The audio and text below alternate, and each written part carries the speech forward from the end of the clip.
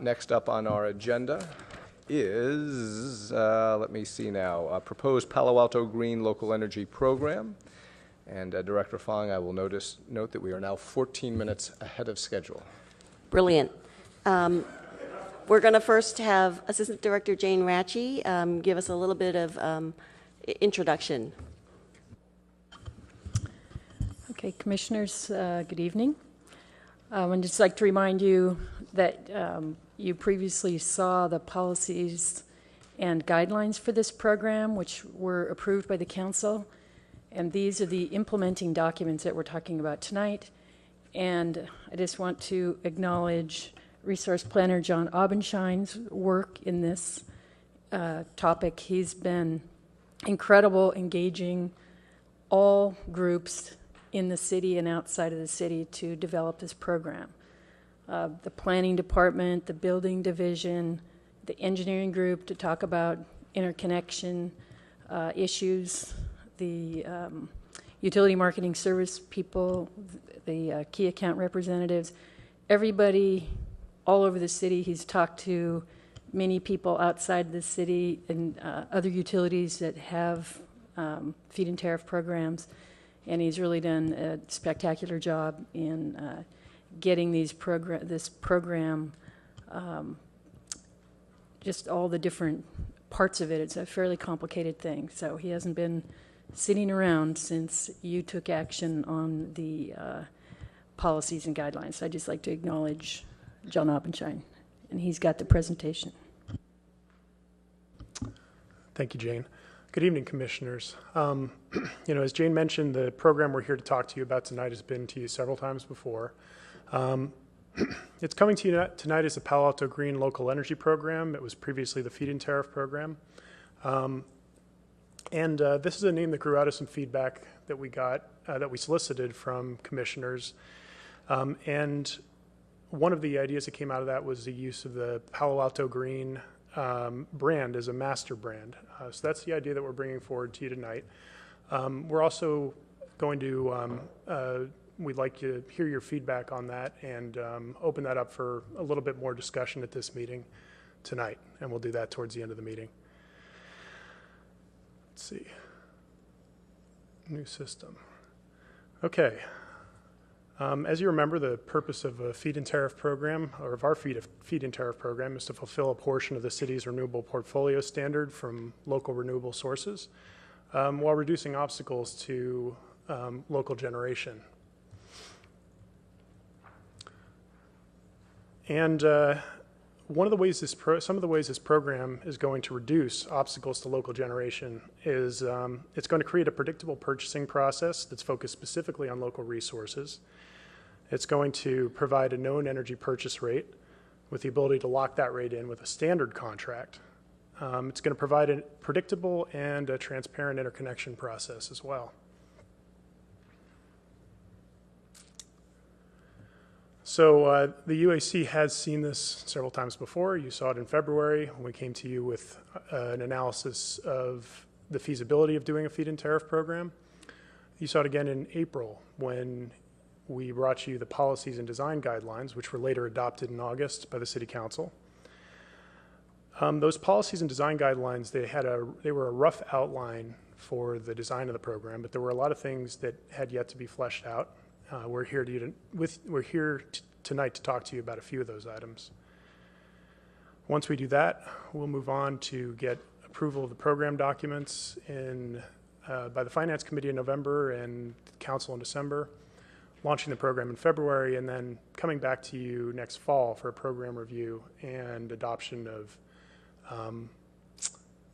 the 2013 program year.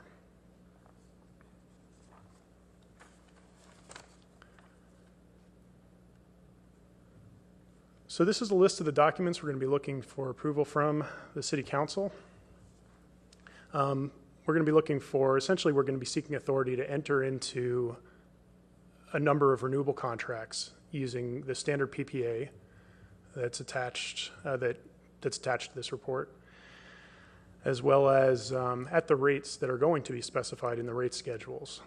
On top of that, we'll be looking for some changes to our rules and regulations and relating to connecting generators to our distribution system, and lastly, changes to the interconnection agreement we use for that purpose. Now, while we're not looking for the UAC's approval or recommendation on these documents themselves, they're still in draft format, the ones that we've attached to the UAC report. There were some details of the program that were not fleshed out when we talked to you about the policies and design guidelines, and so those are the things we want to talk to you about tonight. There's one change that we wanted to make from the policies and design guidelines. Now, I'll talk about each of these things in a little bit more detail in a moment, but in summary, essentially, we're looking for a change to the policies and design guidelines to allow multiple contract terms. The design guidelines only contemplated a 20-year contract term when we brought them to you earlier. We're looking to launch the program with just solar resources to start. The policies and design guidelines had originally talked about wind and biogas as well. We wanted to talk a little bit about the way the program is structured, spreading the purchases over multiple years, and also talk about talk about the parameters we want to put on the program for the first program year. And that includes a 4 megawatt cap on purchases and a 100 kilowatt minimum project size. And then we'd like to talk a little bit about the proposed rate methodology.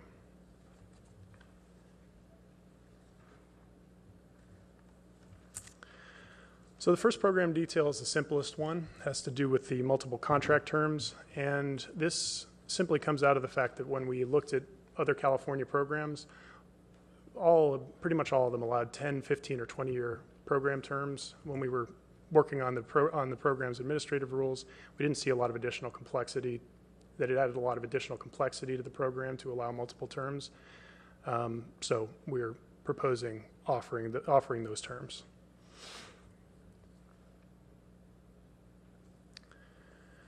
The next detail involves the type of projects that we want to accept during the first program year. In the policies and design guidelines, we talked about having wind, biogas, and solar resources participate in the program. It turns out that wind and biogas are going to take a little bit of extra analysis before we can include them, and we didn't want to hold up the solar portion of this program to take the time to analyze those resources. They're fairly low potential in Palo Alto, whereas solar has a fairly high potential. So we wanted to move the program forward, and we'll take a look at that, at including those resources in future program years.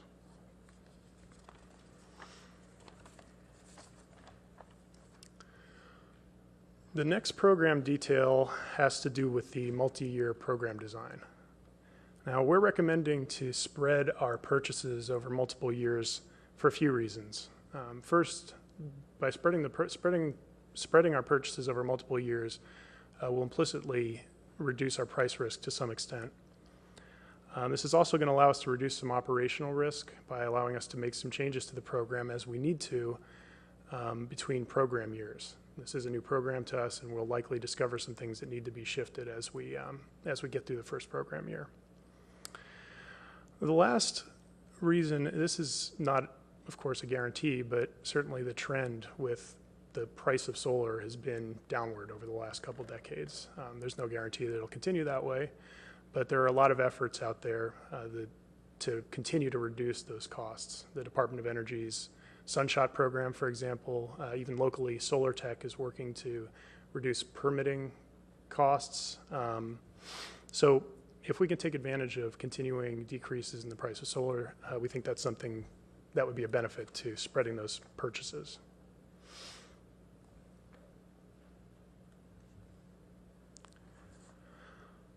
So what we're proposing for the first program year, calendar year 2012, is a 100 kilowatt minimum project size and a 4 megawatt cap. And this is for the first year. This is the intent of this is mainly related to workload. 4 megawatts of, we've talked to our engineering division, we've talked to our building division. There's going to be a lot of additional work that's going to be associated with, interconnecting these new projects. And with the amount of bandwidth we have, we thought 4 megawatts of capacity, 100 kilowatt minimum size, would work for the first program year. Now, of course, as we gain experience, get better at connecting these larger solar projects, streamline our processes, we can look for ways to try and include, to allow a wider range of project sites to participate in the program. Just for reference, a 100 kilowatt minimum project size would be roughly a 25,000 square foot rooftop. 4 megawatts of capacity is equal to roughly 0.6% of the city's load.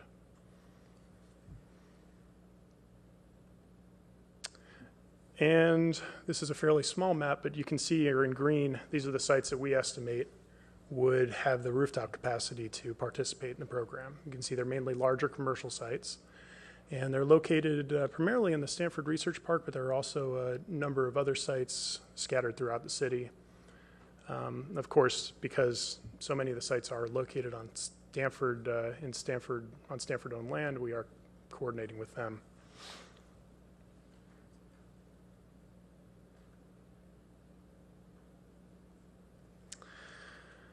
And this is the last detail that we wanted to talk to you about tonight. This is a chart of tentative program rates, and I think you'll note first that this differs from the chart that was in your staff report. There were two charts there, one in the main staff report and the second in attachment A. The one in attachment A is the one I'd like you to look at and use if referring to it in the future. These rates are only preliminary, and they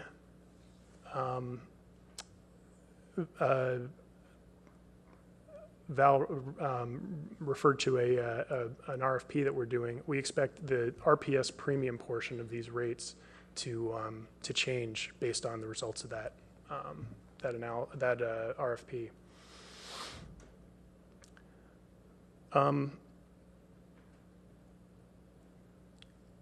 There are 5 components to the methodology we're proposing tonight, and they're fairly similar to what's in the policies and guidelines. We just want to get some final confirmation on that methodology. We're looking at first a brown, an energy component, and that's based on the energy associated with a solar load shape. The second component there in green is the RPS premium. That's based on the difference between the market value of renewable power and the market value of non-renewable power. The last 3 components relate to costs that we avoid from generating power in the city rather than importing it. And that includes charges associated with accessing the transmission grid, the cost of power that's lost in transmission and into the distribution system. And lastly, the last component relates to the fact that local generation can decrease the city's peak load, which ultimately reduces our resource adequacy requirements assigned by the California ISO.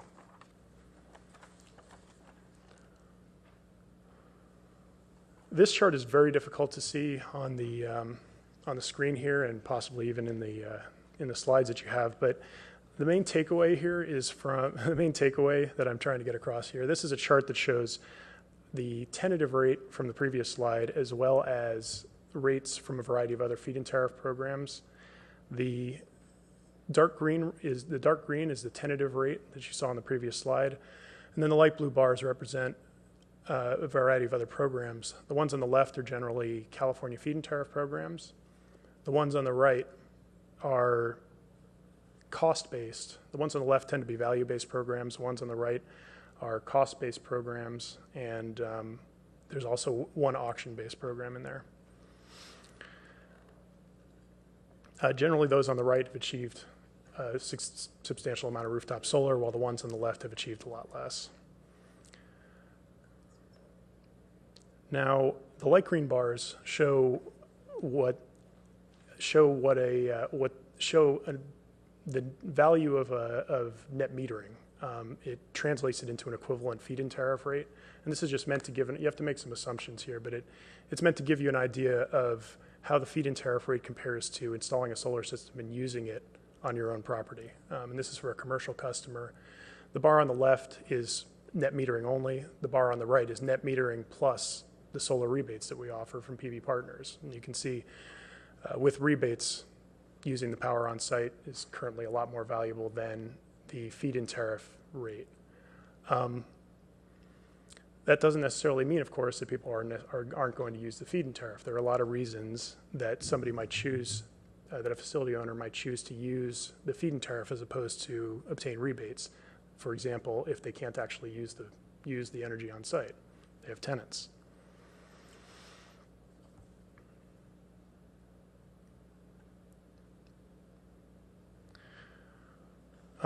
So that essentially covers all the program components that we wanted to talk to you about. I can talk to you a little bit about the outreach that we're doing.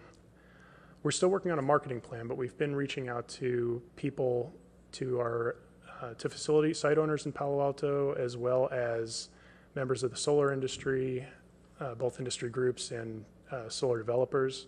We plan to make some of our draft documents available on the web before we actually get them adopted to try and get some feedback. And we're already starting to get some good feedback. We've already gotten some good review, some good detailed review, and some good feedback from the Clean Coalition, for example. We'll be reaching out to site owners in Palo Alto who are fit the profile of likely participants. That includes people who have available rooftop space but aren't able to necessarily they have an interest in generating green energy but aren't necessarily able to use it themselves, whether that's because they have tenants or for any other reason. These are people who could either develop the project themselves or they could lease the site out to a solar developer and have that person develop the project. And these are the next steps in the process. I think I covered them briefly earlier. In October, we're going to look for feedback from site owners. We're going to continue to look for feedback from site owners in the solar industry. In November, the Finance Committee will review the program and we'll have the program documents ready for them. In December, the City Council will adopt the final rates, all the final program documents, and then in February 2012, we'll open the program. Fall of 2012, we'll return with program review, and we'll look for adoption of the 2013 program parameters. So that concludes the presentation. John, thank you very much for that presentation.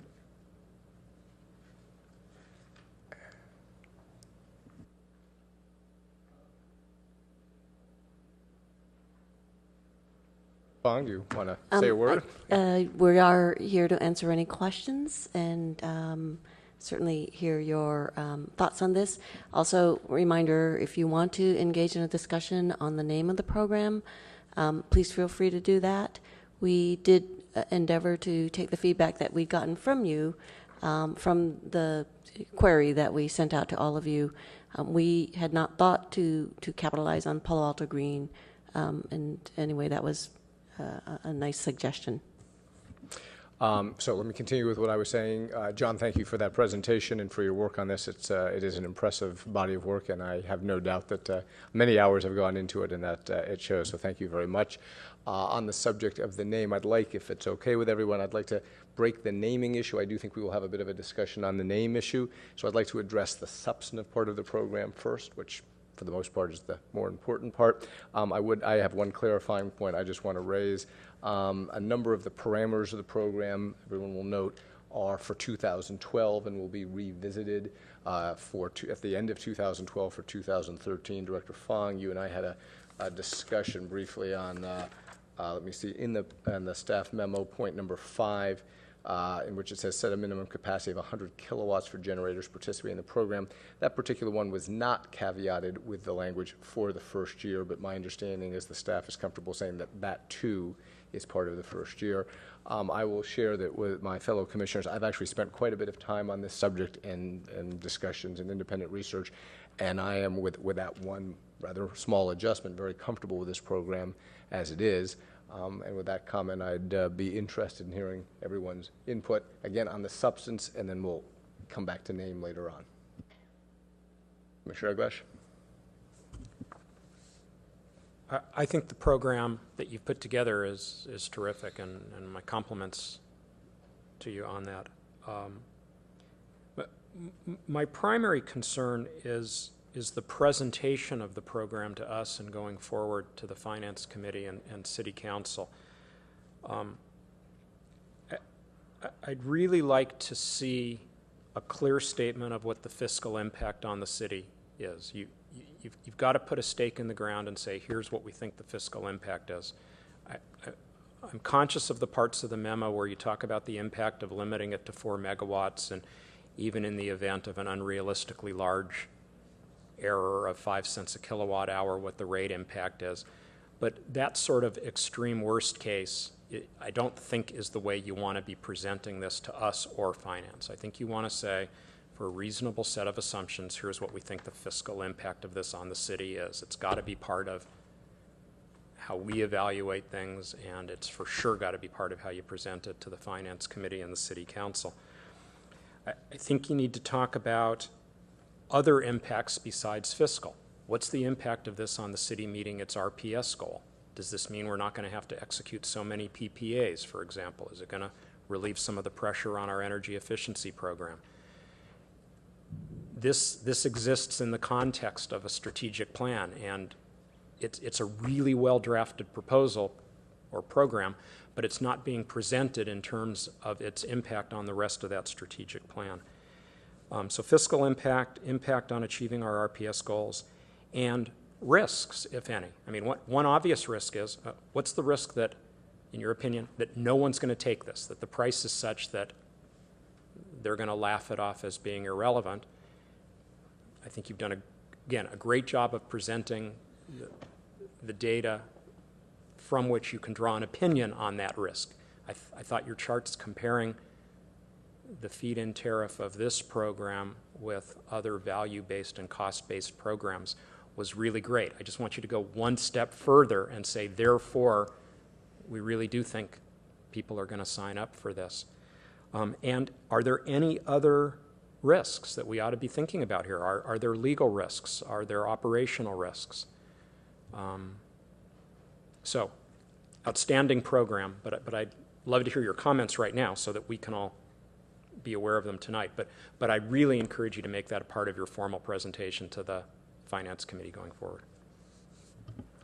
Thank you for the comments. I can address the issues that you raised one by one.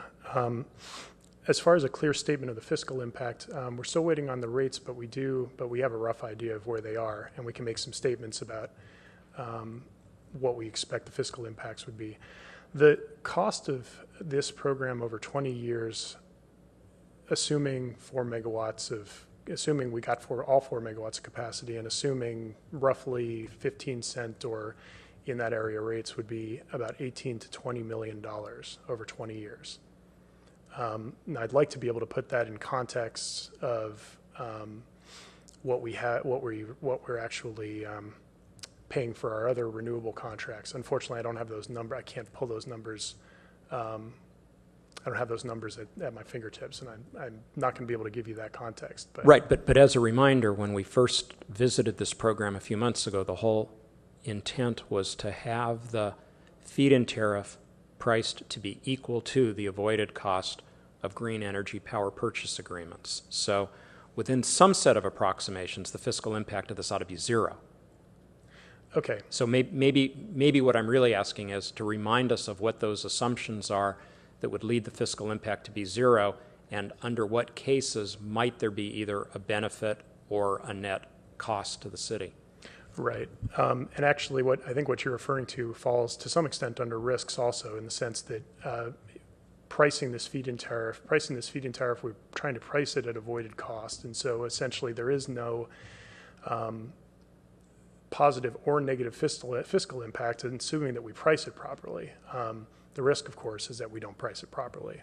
It's one of the reasons that we're relying on this renewable RFP, since that should give us some of the most up-to-date information that we possibly can get.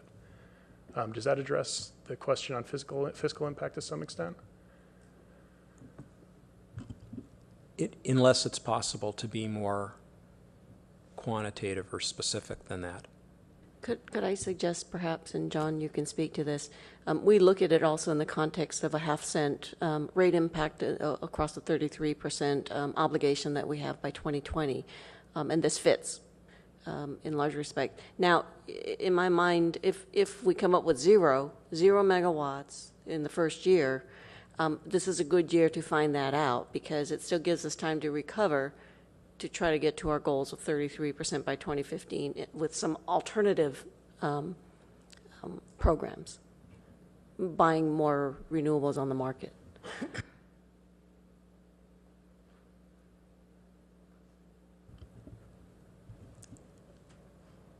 Yeah, I guess I'm reluctant to get too deep into the weeds here, but if you're doing a request for green energy power right now as part of trying to price what this ought to be,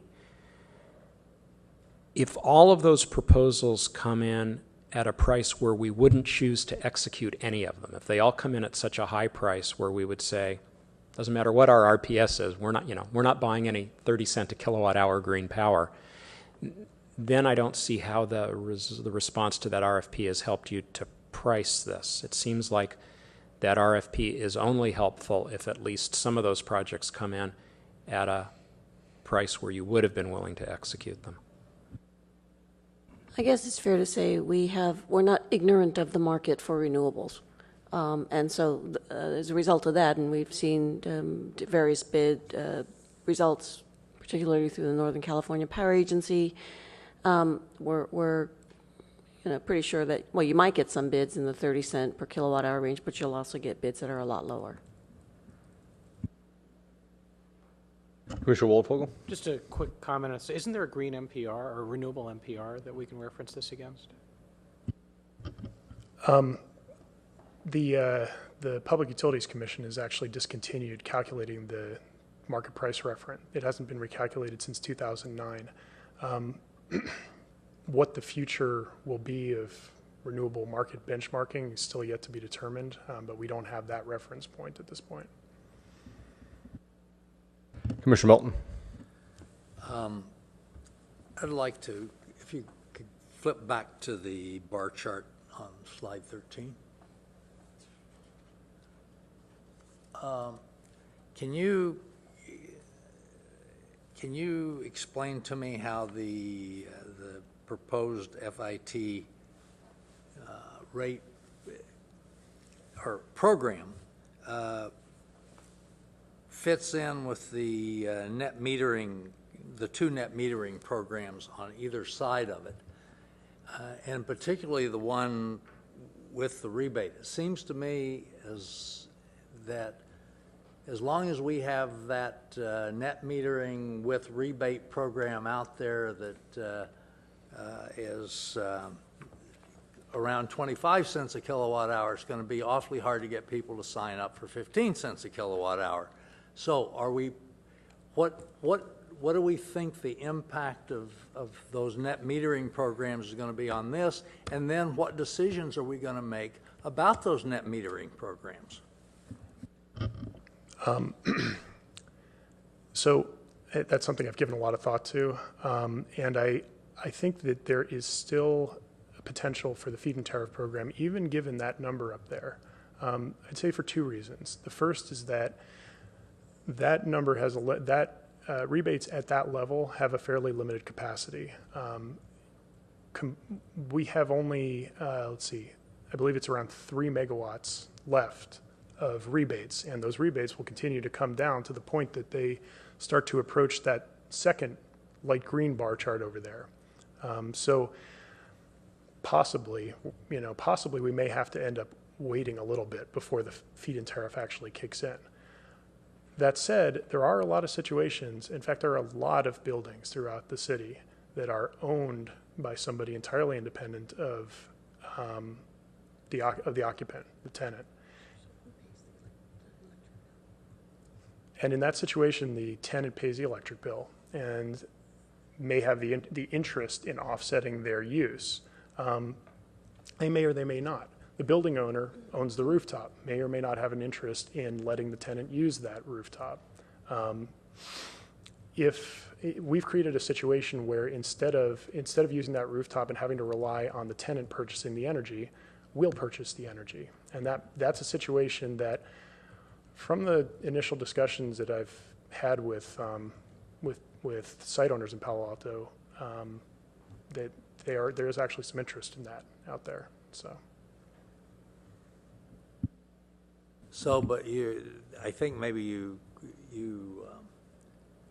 so say for me again, the net metering program with rebates is down to 3 megawatts before it basically it runs out. So it Before the can rebates only run out. have a 3 megawatt impact on the FIT program. That's right, and it would be a 3 megawatt delay, or a 3 megawatts of rooftop space that couldn't be used for the feed-in tariff program. Any other comments? Commissioner Waldvogel.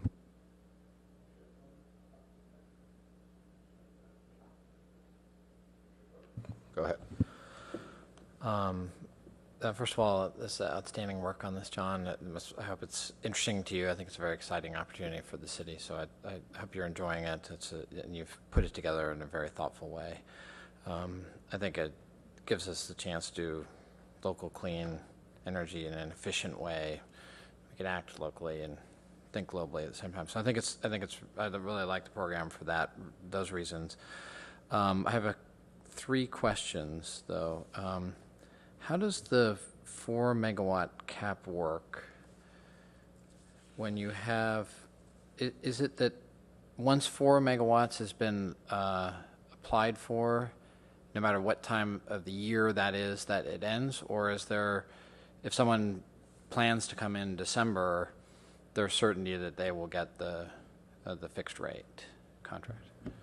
The cap, once the cap's filled, then the program stops. We don't take any more applications until we open up the next program year. And why are the rates higher in the longer term on slide 12? What's the mechanism that leads it to go higher over time, or the longer contract? Sorry. It has to do with continuing increases in what we'd expect transmission costs and continuing increases in energy costs over time. Okay, and this last point is, I guess, not a question, but on your second slide, the primary purpose, number 2, was to reduce obstacles for local distributed generation projects. It seems to me that some of the obstacles might come from different departments within the city.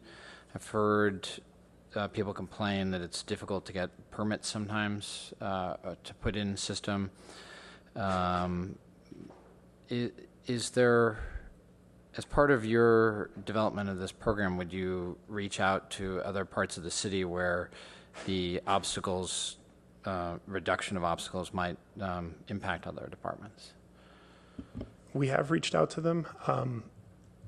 To be upfront, the amount of time that I've had to spend on getting the program put together hasn't left a lot of time for trying to streamline permit processes. I know that it's something that we work with our building division and an engineering division on regularly.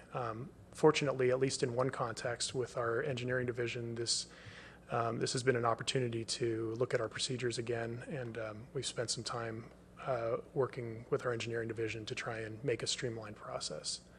So I think we've achieved some success in that context. Okay, it may be that when you go, and now I'll kind of reiterate some of the points that Commissioner English had, and on this point, maybe when you go to the City Council, it might be worth just mentioning that as as one of the ways that's sort of outside of your control to reduce obstacles, just to work with other departments. Yeah, it's not entirely out of our control. Actually, the city manager has a very high priority initiative looking at what we call the development center processes, which includes the permitting, and we're part of that process. And in many respects, this would kind of fall in there as well. So, I know that John he comes from the planning department. He's been working with the folks there and engage them fully in developing this program. Thank you. And then just to really back up what Commissioner Aguilar said, I think if you could insert in your presentation, possibly like around where slide 4 for is right now. Something about what the risks are. There seems to be a lot of concern in the city about risks of new programs. We had this problem with the recycling program. How is it that we can avoid this blowing up in some way and having unintended consequences? It's kind of hard to disprove the negative, however you describe that, trying to show that you've considered all the possible ways where the risks might come in. But I think if you can put in early in the presentation something about minimizing risk and how the program does that, how the fiscal impact can be zero using proper assumptions. I think those things, the RPS as well, but I think those two things, risk primarily being something that is going to be a concern of the city councils and would be a concern of any citizen, and I just want to make sure that that's really addressed up front in a way that's impactful to people. That's kind of my final takeaways. You might even want to cover some areas where there isn't a risk, and there isn't a risk because of this, or there isn't a risk because of that. But several areas that you've covered. I just think that's a big focus of theirs is how do we make sure that it doesn't really turn out to be a real bad problem for the city. Thank you. If I could just, yes, we will certainly take all of that to heart.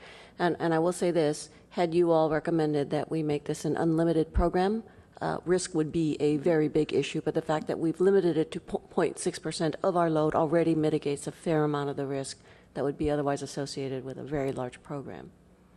So thanks again for all your efforts in building what looks to me like something that could really be great for the city in the future. Thanks. That's all my comments. Thank you. Commissioner Waldvogel. Great, thank you. And I'd also, John, would like to thank you for the work on this. I think it looks like a great piece of work and really thoughtful in terms of what you've done and how you've reached out to the community. Just to follow up on Commissioner Cook's comment, I know that you presented us contracts just as representing where we may go. These aren't the final documents, but if I were a seller in this, I'd be concerned with commercial operation date clauses where one of my risks is that the city has to sign off on, that the building department has to sign off on the system by a date certain.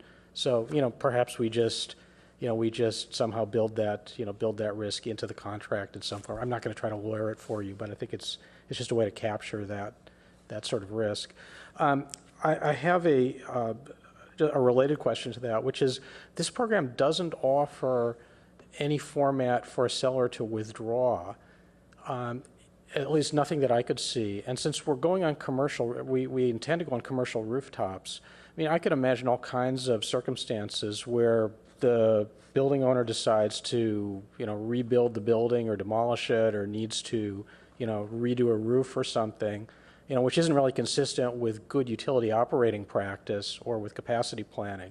And I just wonder what have other what have other utilities done to manage those kinds of situations, and what should we do? There are a few ways that we manage those risks. Obviously, any site that that we're going to accept a proposal on, we're going to need some evidence that they have the rights to use that site for the entire term of the contract that they're trying to propose. Now, over a 20-year contract, of course, even the best projections can fall apart, and if we have a situation where the site's no longer available, the building comes down or something disastrous happens, there are provisions in the contract for dealing with that situation. What isn't permitted is voluntarily pulling yourself out of the program because you might be able to get a better price elsewhere. So there are provisions in there that balance that out. Force majeure is the term to be looking for. Yeah, it wasn't really clear to me, or even situations like the building owner needs to redo the roof or something, because this is a secondary use for the building, and it looked like that didn't fall under the planned outage clause of this proposed contract. So I just urge you to be thoughtful about how people approach this. where power generation is a secondary use on a building, not a primary use. Further comments? Okay, I'm going to take a crack at a motion, but I'm going to ask for a little bit of help here. Director Fong, if you please make sure our minutes note that this relates only to the substance, not to the title. We'll address the title later. My motion is to recommend to the City Council to adopt the parameters for implementation for the first year for a feed-in tariff program as set forth in the staff memo, subject to the following comments.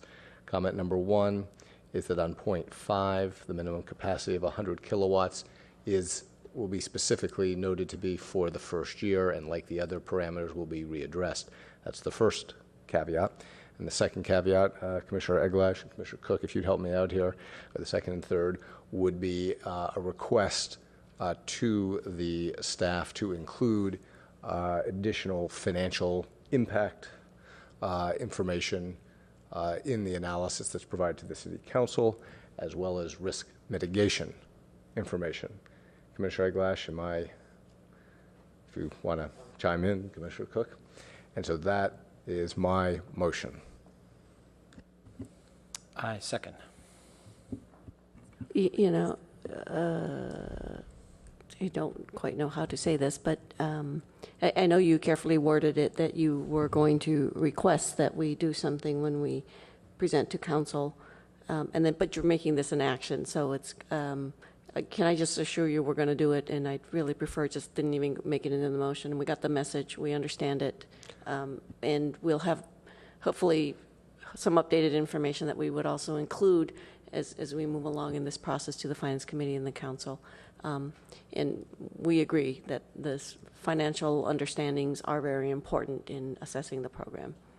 Okay, so that goes to the additional analysis we're requesting. Will that also cover the very first point on the? No, the first point on the 100 kilowatts, we can We'll certainly. keep that part. Yeah, that would be a recommendation that Okay. we indicate that. That's fine. Okay, that's fine. Okay, so that's the motion.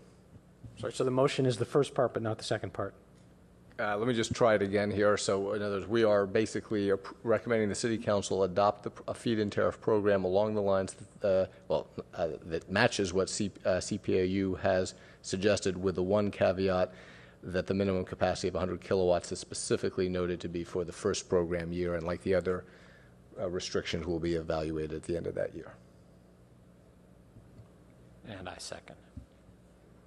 Any further discussion? All in favor? Aye. All opposed? Passes unanimously. Now we'll turn to a discussion of the title. I've actually spent quite a bit of time on this subject, far more time than I ever expected I would spend on the title of a program, so let me spend just a couple of minutes discussing it. I think the title we have here is a very good title, Palo Alto Green Local Energy Program. Having said that, in my research on feed-in tariff programs in general and looking around what's happening in the country, it came to my attention that the term feed-in tariff is not only unpopular among us here in Palo Alto, but is generally unpopular everywhere, and that other communities and people active in the issue of feed-in tariffs have searched over the last year or thereabouts for a new name to replace feed-in tariff. And the name that folks seem to have settled on, including people who are advocates in this area, other communities and others involved, is CLEAN, as in a CLEAN program, which stands for Clean Local Energy Accessible Now. And the suggestion was made to me and has been made to us. We received an email on it that we name the program Palo Alto CLEAN. Now, in general, I don't get too hung up on whether the name is one thing or another. But as I see it, I actually think this is a fairly significant opportunity for us. I think the name Palo Alto the Palo Alto Green Local Energy Program, it does pick up on the Palo Alto Green brand, but fundamentally it is an inward-looking name. It speaks inwardly, whereas Palo Alto Clean speaks outwardly. And in doing my research on this, I looked, for example, and I found the Center for American Progress, which is a noted think tank in Washington, has issued a report, Clean Contracts Making Clean Local Energy Accessible Now. They've done a report on that. Here's the Los Angeles Business Council, which is pushing a program called Clean LA, which has the endorsement of 8 members of the Los Angeles City Council. and so on and so forth. In fact, by coincidence, or maybe not coincidence, the national organization promoting feed-in tariffs happens to be based here in Palo Alto. It used to be called the Feed-in Tariff Coalition, and it is now the Clean Coalition. And I think to some extent, we have an opportunity to brand our program in the direction that the rest of the nation is going, and I think we would be somewhat myopic not to do that. Now, along those lines, we received an email, all members of the UAC received an email earlier today from Craig Lewis, who is in the audience tonight. Craig, thank you for coming, for your advocacy for feed-in tariffs around the United States. I imagine everyone here has read the email we received, but for those who may not have, or those in the audience, let me just read one paragraph from Craig's email. Let me just say, by the way, that Craig commended the CPAU staff on their work on this and is very supportive of the program substantively that has been put together. He did write as follows. He said, "There is one item on which I request your special consideration tonight. I recommend that Palo Alto be the first community in the country to use the Clean brand. This brand was established through a comprehensive national focus group effort to replace the unappealing FIT brand, as in feed-in tariff. Clean was the top name selected in every focus group session that was conducted, regardless of geography and or other demographics. In other words, Clean is the name of the movement that will expand from just a handful of places like Sacramento, Gainesville, San Antonio, Vermont, and Oregon to places across the country. Hence, Palo Alto can be the name that is always associated with the Clean movement, similarly to how Berkeley is associated with PACE." I am actually inclined to agree, not just inclined, I do agree with Craig on this issue. And as a result, I think we should go with Palo Alto Clean. I will say from a simple marketing point of view, if we offer Palo Alto Green and Palo Alto Clean, I happen to think that's a very nice combination. But again, substantively, I think an opportunity to brand ourselves with where the nation is going on this is the way to go. Now, I've discussed this with Director Fong. Director Fong feels the staff is very comfortable with the Palo Alto, Palo Alto Green local energy name, and they will stick with that recommendation. I'm relatively confident regardless of what we recommend. Obviously, the final decision will be made by the City Council. So my recommendation and motion, after we discuss, will be to recommend to the City Council Palo Alto Clean. The staff will obviously stick with theirs, and then City Council can make their decision. So those are my comments. Commissioner Berry? Could we hear from staff on this issue? Director Fong, do you want to comment on your preference for the Palo Alto Green local energy name, or your opposition to the Palo Alto Clean name as you see fit? The reason we went with the Palo Alto Green branding, it really what did stem from comments that we got from a number of you. It did resonate with us. It wasn't something we had originally proposed. And so we did likewise adopt what the majority of you had sort of suggested might be a good way to approach things in terms of marketing our brand, in a sense. That's pretty much why we proposed it. Well, actually, why we kind of are using that name for now. I would point out that the Palo Alto Clean name was not among the names that was presented to us, and thus, obviously, no one weighed in on that particular name. I'm quite certain I'm right on that point. Okay, other comments? Commissioner Eglash. Vital issues of national importance? Yes. Yeah. Speaking for myself, I prefer Palo Alto Green. To me, Palo Alto Clean brings to mind power washers removing gum from sidewalks. Other comments? I think the case that you made, Commissioner Foster, was compelling. I think that as one of the people that was pushing for Palo Alto Green brand extension, now that I've heard you describe this, the Clean, and I'm sorry I hadn't made the connection before with the Clean Coalition, but I think that Clean, it's right in there, Clean and Green. It's right in with our current brand, which is a slightly different program, and I really like the idea of Palo Alto Clean, so I'd support that. Thank you, Commissioner Cook. Commissioner Melton. I think I am, while I am a Palo Alto Green supporter and did express an opinion for that, keeping that brand, as I look at Palo Alto Green Local Energy Program, that's getting to be a very cumbersome name. And I can imagine that the marketing people would like to have something much shorter and snappier. And so I am intrigued, though it's unclear yet whether clean is going to be a nationally adopted brand. It seems to me that it has enough support that I kind of like the idea of being on the front end of a movement. So I think I too am persuaded by the research you've done. Thank you, Commissioner Melton. Commissioner Waldfogel. So I think we should be very careful here to distinguish between brands and products. All right, so Tide is a brand, and dishwashing soap and laundry soap are products.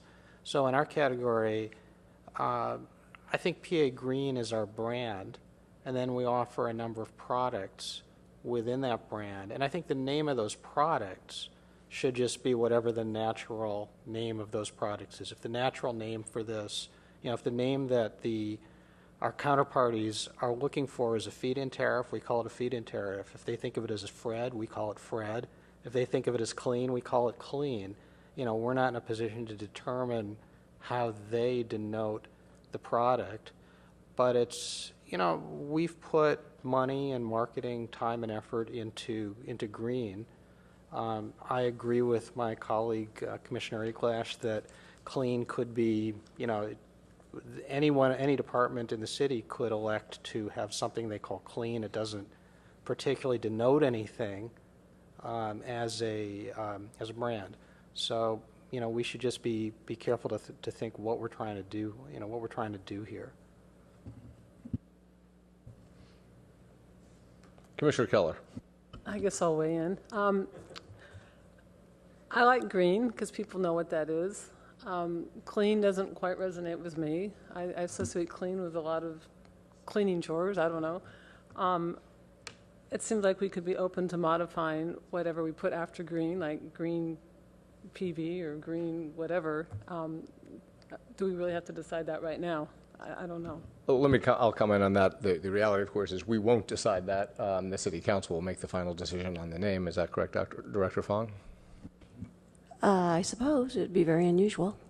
Okay. Well, I imagine I'd take my chances on that. I think it's their final say. Let me just, I do want to comment for just a moment on Commissioner Eglash's comment, echoed a little by Commissioner Waldfogel and Commissioner Keller on the clean name. I would point out that, for example, PACE, the Berkeley PACE program, PACE is practically meaningless until you find out what it means, and now everybody in sort of the energy world knows what PACE means and associates it with Berkeley. So yes, the clean name sounds a little bit generic, but in my opinion, I think I'm relatively confident from what I found that the clean name will not be generic for much longer, and I agree with Commissioner Melton's comment that it would be nice to be at the head of the train on that particular one. Any other comments? Commissioner Berry. So I'm not sure, we had the trail of emails regarding possible names, and I remember seeing Palo Alto Green and thinking, hey, this is perfect. We have the most successful program of its type in the country. It's known as Palo Alto Green, and this would be an opportunity to create a new product and use that same brand for the product, and it sort of made a lot of sense to me. I understand the arguments for clean. They just don't resonate as much with me. I also think that, so this has been described in two ways, as having an inward-looking name versus an external-looking name, and I guess my approach would be to have an inward-looking name that resonates with Palo Alto residents, that helps us get the most successful program in terms of actual use by Palo Alto residents. And I think if we do that, we will be nationally known in the same way that we're recognized for the energy program that's known as Palo Alto Green. So that's how I sort of saw it when this first came up, and I think that's how I still feel about it. And I do recognize the point that the council will make the final decision, but I would say that the council makes the final decision in everything we do. We're only an advisory body, and if we recommend something, sometimes they listen to us, and sometimes they don't. But I think it's good for us to be on record with our recommendations either way. Okay, I think I know how the vote's going to turn out on this, and with that, I'll make a motion that recommend to the City Council that the program be named Palo Alto Clean. I second. All in favor? Aye. All opposed? Motion fails on a 3-4 vote. Would anyone else like to make a motion? I move we go with Palo Alto Green Local Energy Program as proposed by staff. I'll second.